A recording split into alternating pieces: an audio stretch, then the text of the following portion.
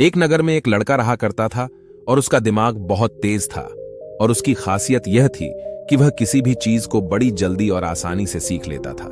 जहां अन्य लोगों को किसी काम को सीखने में महीने या वर्ष लगते थे, वहीं पर इस लड़के को उसी काम को सीखने में कुछ दिन लगते थे। उसकी ख्याति दूर दूर तक फैल गई थी और कहा जाने लगा था कि उस व्यक्ति के जितना बुद्धिमान कोई नहीं है। परंतु वह व्यक्ति तो जानता था कि वह भीतर से क्या है। हर व्यक्ति जानता है कि वह भीतर से क्या है, चाहे वो बाहर से कुछ भी दिखाए। वह व्यक्ति भी भीतर से तो परेशान था, परंतु वह अपने अहंकार से अपने परेशानियों को ढकना चाहता था। दोस्तों, ज्यादातर लोग ऐसे ही करते हैं और शो अप इसी का नाम है।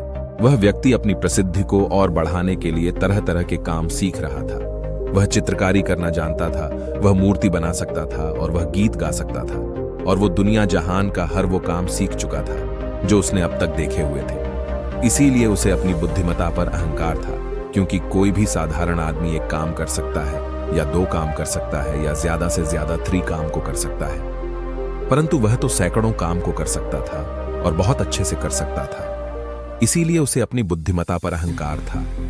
वह इस बात को अंदर ही अंदर मान चुका था कि उसके जितना बुद्धिमान इस दुनिया में कोई भी नहीं है। फिर एक दिन उसका सामना गौतम बुद्ध से होता है।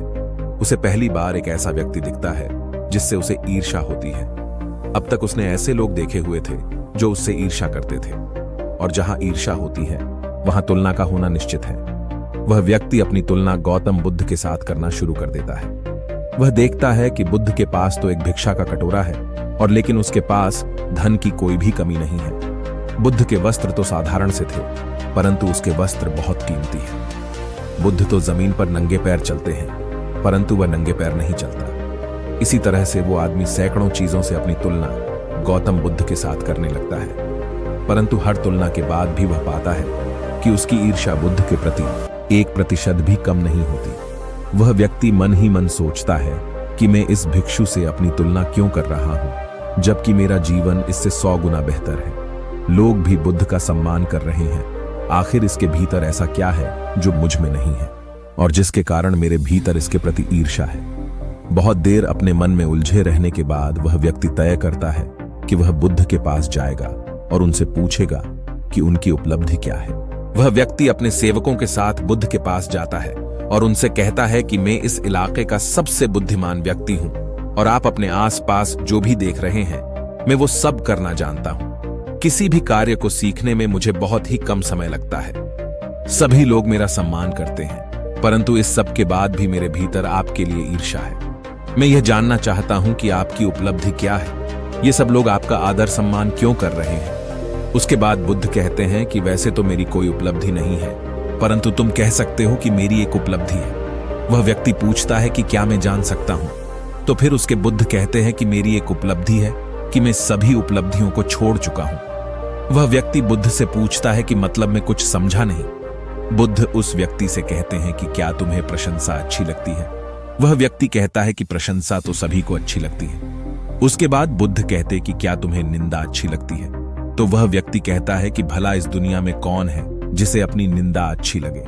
उसके बाद बुद्ध कहते हैं कि जो तुम्हें अच्छा लगता है और जो तुम्हें बुरा लगता है, मैं इन दोनों से भी ऊपर उठ चुका हूं। ना मुझे निंदा सताती है और ना ही मुझे अपनी प्रशंसा प्रसन्न करती है। बस यही अंतर है तुम में और मुझ में। और उसके बाद वह व्यक्ति बुद्ध से कहता है कि परंतु यह कैसे संभव है। बुद्ध मुस्कुराते हैं और उस व्यक्ति से कहते हैं कि तुमने सैकड़ों काम सीखे, लेकिन एक सबसे जरूरी काम को तुम सीखना भूल गए। वह व्यक्ति बुद्ध से पूछता है कि कौन सा काम बुद्ध। बुद्ध कहते हैं कि अपने मन को नियंत्रण करना। क्या तुम्हें आता है। बुद्ध की वह बात सुन वह व्यक्ति समझ जाता है कि ईर्ष्या का यही कारण था। उसके बाद बुद्ध कहते हैं कि जिस व्यक्ति ने सारा जगत को जीत लिया लेकिन अपने मन को नहीं जीता, उसने कुछ भी नहीं जीता। और जिसने अपने मन को जीता परंतु अपना सब कुछ गवा दिया, फिर भी उसने सब कुछ जीत लिया। गौतम बुद्ध के इन शब्दों को सुन उस व्यक्ति का अहंकार टूट जाता है और वह व्यक्ति बुद्ध से कहता है कि क्या आप मुझे अपने मन को जितना सिखा सकते हैं। बुद्ध कहते हैं कि अवश्य सिखाएंगे, परंतु मैं तुम्हारी सभी उपलब्धियां छीन लूंगा। फिर उसके बाद वह व्यक्ति बुद्ध से कहता है कि मैं तैयार हूं।